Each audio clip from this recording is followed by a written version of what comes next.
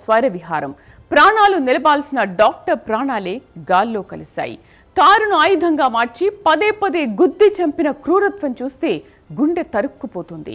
మద్యం మత్తులో ఉంటే మనిషి ప్రాణాలు తీసేస్తారా? ఒక నిండు ప్రాణాన్ని బలికొన్న ఈ ఉన్మాదులకు చట్టం చుట్టంగా మారిందా? అసలు ఈ దారుణం వెనక దాగిన నిర్లక్ష్యం ఎవరిది? డ్రంక్ అండ్ డ్రైవ్ తనిఖీలు ఎందుకు తూతూ మంత్రంగా సాగుతున్నాయి? రాజమండ్రి ఘటన సమాజానికి ఇస్తున్న హెచ్చరిక ఏంటి? ఈ బర్నింగ్ ఇష్యూలో లోతుగా విశ్లేషిద్దాం.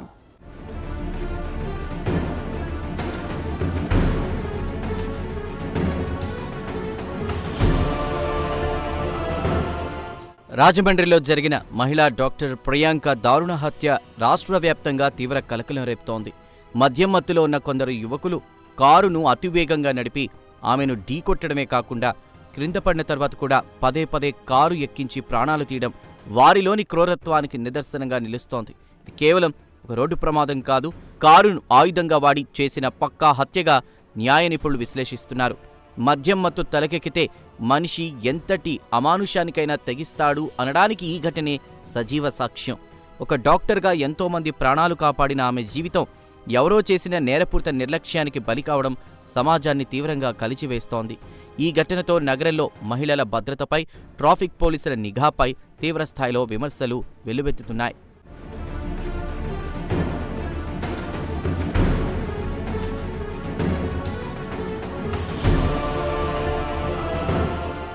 ఈ దారుణ ఘటన తర్వాత నిందితులను కాపాడేందుకు తెర వెనుక పెద్ద ఎత్తున ప్రయత్నాలు జరుగుతున్నాయన్న ఆరోపణలు వినిపిస్తున్నాయి. నిందితులు పలుకుబడి ఉన్న కుటుంబాలకు చెందినవారు కావడంతో కేసును నీరుగార్చేందుకు కొందరు పెద్దలు రంగంలోకి దిగినట్లు సమాచారం. ప్రమాదం జరిగిన వెంటనే పోలీసులు స్పందించిన తీరుపై కూడా పలు అనుమానాలు వ్యక్తమవుతున్నాయి. సీసీటీవీ ఫుటేజ్ ఆధారంగా నిందితులను గుర్తించినప్పటికీ వారిని అరెస్ట్ చేయడంలో జరిగిన జాప్యం విమర్శలకు తావిస్తోంది.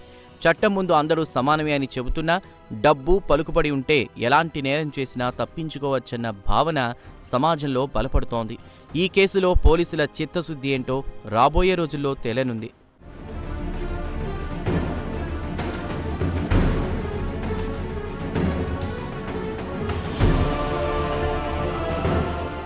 తాగి వాహనం నడపొద్దని పోలీసులు నిత్యం మొత్తుకుంటున్నా మందుబాబుల తీరులో ఎలాంటి మార్పు రావడం లేదు.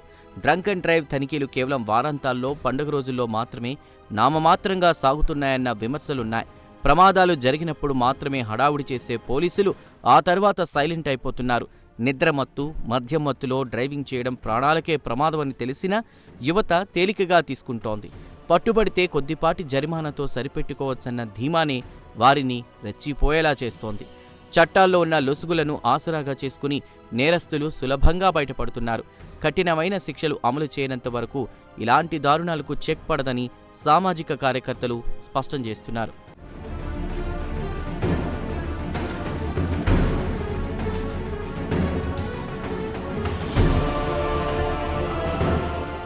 మద్యం మత్తులో స్టీరింగ్ పడితే అది మృత్యువుకు ఆహ్వానం పలికినట్టే. ఒకరి నిర్లక్ష్యం ఇంకొకరి కుటుంబంలో తీరని శోకం. అసలు పబ్లు, బార్ల నుంచి బయటకు వచ్చే వారిపై నిఘా ఎందుకు కరువైంది? మద్యం అమ్మకాల దగ్గర నుంచి రోడ్డు భద్రత వరకు బాధ్యత ఎవరిది? వ్యవస్థలో ఉన్న లోపాలు ఏంటో ఇప్పుడు చూద్దాం.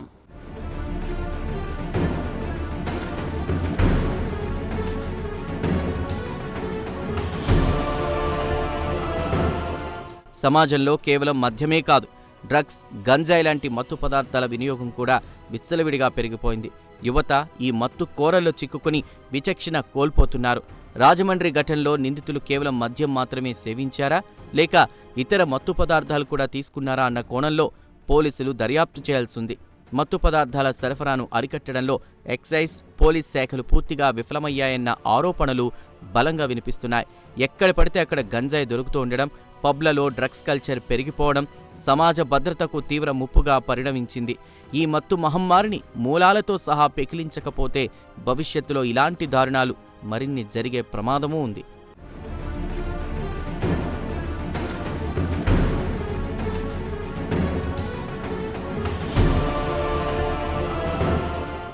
తెలిసి మద్యం సేవించి స్టీరింగ్ ఎక్కితే దానిని కేవలం ఒక పొరపాటుగానో ప్రమాదంగానో చూడలేమని న్యాయ నిపుణులు స్పష్టం చేస్తున్నారు. అది ఇతరుల ప్రాణాలను ఉద్దేశపూర్వకంగా ప్రమాదంలోకి నెట్టే నేరపూరిత నిర్లక్ష్యంగానే పరిగణించాలి. కారు ఒక ఆయుధంలా మారినప్పుడు దానికి కారణమైన వారిపై హత్య కేసు కూడా నమోదు చేయాలన్న డిమాండ్ ఊపందుకుంటోంది. ప్రస్తుతం ఉన్నటువంటి మోటార్ వాహనాల చట్టం ప్రకారం డ్రంక్ అండ్ డ్రైవ్ కేసుల్లో శిక్షలు చాలా తక్కువగా ఉన్నాయి. బెయిల్పై సులభంగా బయటకు వచ్చే అవకాశం ఉండడంతో నిందితుల్లో శిక్షల భయం పూర్తిగా తగ్గిపోయింది. చట్టాలను మరింత కఠినతరం చేసి ఇలాంటి కేసుల్లో నాన్ బెయిలబుల్ సెక్షన్లు నమోదు చేస్తే తప్ప మార్పు రాదని నిపుణులు సూచిస్తున్నారు.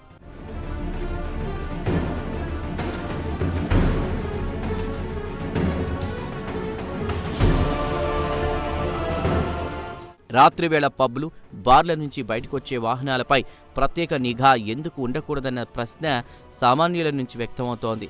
మద్యం అమ్మకాల ద్వారా ప్రభుత్వాలు వేల కోట్ల ఆదాయం గడిస్తున్నాయి. కానీ ఆ మద్యం సేవించి రోడ్డెక్కే వారిని నియంత్రించడంలో మాత్రం చేతులెత్తేస్తున్నాయి. పబ్లు, బార్ల యాజమాన్యాలు కూడా తమ బాధ్యతను విస్మరిస్తున్నాయి. పీకల దాకా తాగిన వ్యక్తికి వాహనం అప్పగించకుండా ప్రత్యామ్నాయ ఏర్పాట్లు చేయాల్సిన బాధ్యత వారిపై లేదా అన్న ప్రశ్నలు తలెత్తుతున్నాయి. మద్యం అమ్మకాల దగ్గర నుంచి రోడ్డు భద్రత వరకు ప్రభుత్వం, పోలీస్ వ్యవస్థ, వ్యాపార సంస్థలు సమన్వయంతో పనిచేస్తేనే ఇలాంటి ప్రమాదాలను నివారించడం సాధ్యమవుతుంది.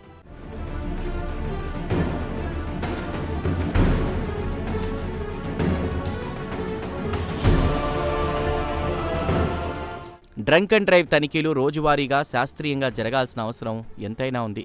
కేవలం బ్రీత్ ఎనలైజర్లతో సరిపెట్టకుండా డ్రగ్స్ తీసుకున్న వారిని కూడా గుర్తించేలా ఆధునిక పరికరాలను పోలీసులు వినియోగించాలి. సీసీటీవీలు ఉన్న ప్రాంతాల్లో ప్రమాదాలకు ముందు వాహనం ప్రయాణాన్ని ట్రాక్ చేసే వ్యవస్థను మరింత బలోపేతం చేయాలి. ఆర్టిఫిషియల్ ఇంటెలిజెన్స్ టెక్నాలజీని ఉపయోగించి అతి వేగంగా, అడ్డదిడ్డంగా వెళ్లేటువంటి వాహనాలు ముందుగానే గుర్తించి అడ్డుకునే వ్యవస్థను తీసుకురావాలి. సాంకేతికతను పూర్తి స్థాయిలో వాడుకుంటేనే రోడ్డు ప్రమాదాలకు అడ్డుకట్ట వేయగలం. రాజమండ్రి ఘటన పోలీసుల నిఘా వైఫల్యాన్ని ఎత్తిచూపుతోంది.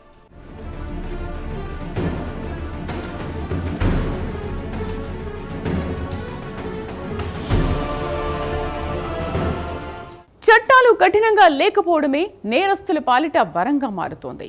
జరిమానాలు కట్టి చేతులు దులుపుకునే సంస్కృతి పోవాలి. లైసెన్సు రద్దు చేస్తే తప్ప వీరికి బుద్ధి రాదా? కుటుంబం, స్నేహితుల బాధ్యత ఏంటి? సమాజం ఎటువైపు పయనిస్తోందో ఇప్పుడు విశ్లేషిద్దాం.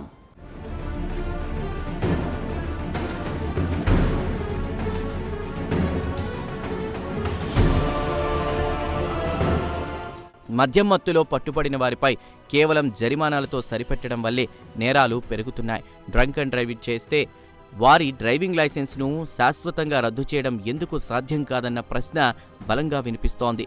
విదేశాల్లో ఇలాంటి నేరాలకు పాల్పడితే జీవితకాలం డ్రైవింగ్ చేయకుండా నిషేధం విధిస్తారు. మన దేశంలో కూడా అలాంటి కఠిన చట్టాలు తీసుకురావాల్సిన సమయం ఆసన్నమైంది. మొదటిసారి పట్టుబడితే భారీ జరిమానా, రెండోసారి పట్టుబడితే జైలు శిక్ష, మూడోసారి పట్టుబడితే లైసెన్స్ శాశ్వత రద్దు లాంటి కఠిన నిబంధనలు అమలు చేయాలి. అప్పుడే స్టీరింగ్ పట్టుకోవాలంటేనే మందు బాబుల గుండెల్లో వణుకు పుడుతుంది.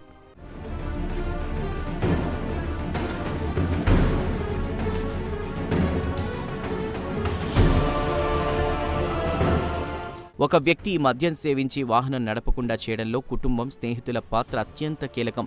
తమ పిల్లలు రాత్రివేళ ఎక్కడికి వెళ్తున్నారు, ఏం చేస్తున్నారు, ఎలా వస్తున్నారు అన్న కనీస పర్యవేక్షణ తల్లిదండ్రుల్లో లోపిస్తోంది. స్నేహితులు కూడా మద్యం మత్తులో ఉన్న వ్యక్తికి వాహనం అప్పగించి తమ బాధ్యత తీరిపోయిందనుకుంటున్నారు. ఇది కేవలం పోలీసుల సమస్య మాత్రమే కాదు, సామాజిక బాధ్యత. ప్రతి ఒక్కరూ తమ వంతు బాధ్యతగా వ్యవహరిస్తేనే ఇలాంటి దారుణాలను అడ్డుకోగలం. రాజమండ్రి ఘటనలో నిందితుల కుటుంబ సభ్యుల నిర్లక్ష్యం కూడా స్పష్టంగా కనిపిస్తోంది.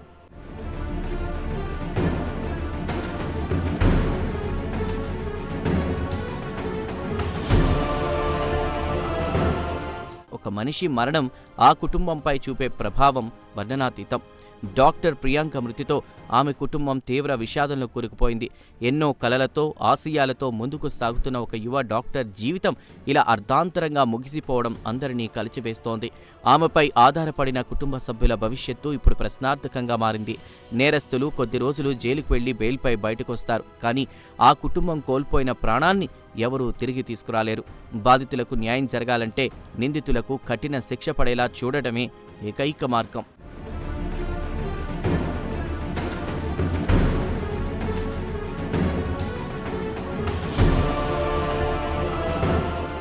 ఎవరో ఒకరి మద్యం మత్తు ఇంకొకరి జీవితాన్ని ఎందుకు బలి తీసుకోవాలి? వ్యవస్థల వైఫల్యం సామాన్యుల పాలిట శాపంగా మారుతోంది. రాజమండ్రి ఘటన తర్వాతైనా ప్రభుత్వాలు మేల్కొంటాయా? పోలీసుల నిఘా పెరుగుతుందా? భవిష్యత్తులో ఇలాంటి దారుణాలు జరగకుండా ఎలాంటి చర్యలు తీసుకోవాలో ఇప్పుడు చూద్దాం.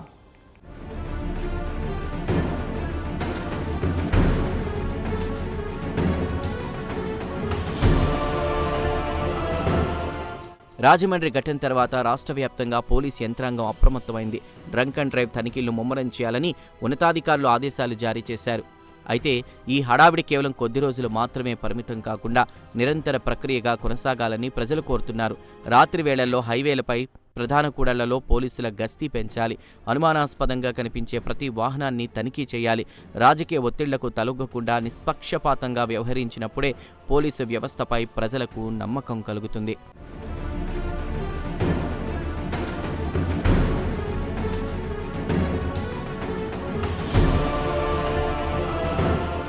మద్యం మత్తులో ఉన్న డ్రైవర్లను గుర్తించే వ్యవస్థ మన దగ్గర ఇంకా ప్రాథమిక దశలోనే ఉంది.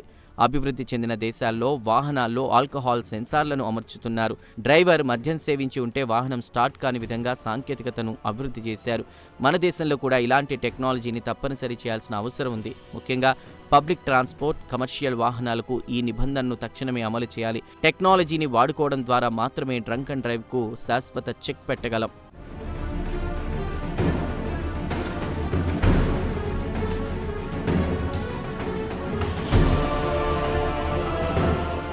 న్యాయ వ్యవస్థ కూడా ఇలాంటి కేసులను సుమోటోగా స్వీకరించి వేగంగా విచారణ జరపాలి. ఫాస్ట్ ట్రాక్ కోర్టుల ద్వారా నిందితులకు త్వరితగతిన శిక్షలు పడేలా చూడాలి. ఏళ్ల తరబడి కేసులు సాగదీయడం వల్లే నేరస్తుల్లో భయం పోతోంది. సాక్ష్యాలను తారుమారు చేయకముందే పక్కా ఆధారాలతో ఛార్జ్షీట్ దాఖలు చేయాల్సిన బాధ్యత పోలీసులదే. రాజమండ్రి ఘటనలో సీసీటీవీ ఫుటేజ్, ప్రత్యక్ష సాక్షుల వాంగ్మూలాలు బలంగా ఉన్నాయి. కాబట్టి నిందితులు తప్పించుకునే అవకాశం లేదని న్యాయ నిపుణులు భావిస్తున్నారు.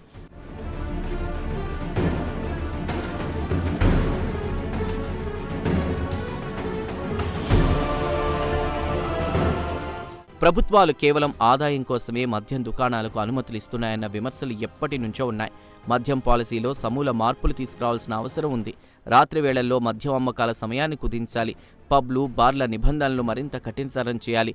నిబంధనలు ఉల్లంఘించే వ్యాపార సంస్థల లైసెన్సులను తక్షణమే రద్దు చేయాలి. ఆదాయం కంటే ప్రజల ప్రాణాలే ముఖ్యమన్న విషయాన్ని ప్రభుత్వాలు గ్రహించాలి.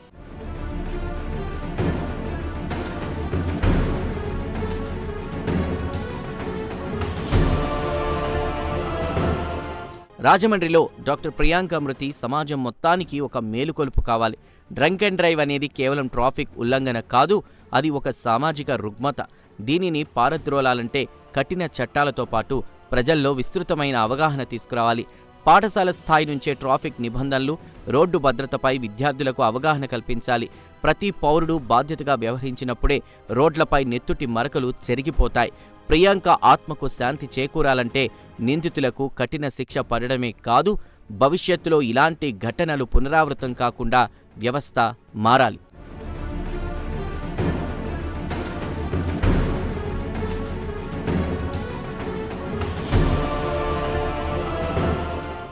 మద్యం మత్తు ఒక నిండు ప్రాణాన్ని బలి తీసుకుంది. కారును ఆయుధంగా మార్చిన ఉన్మాదుల తీరు సమాజాన్ని నివ్వెరపరుస్తోంది.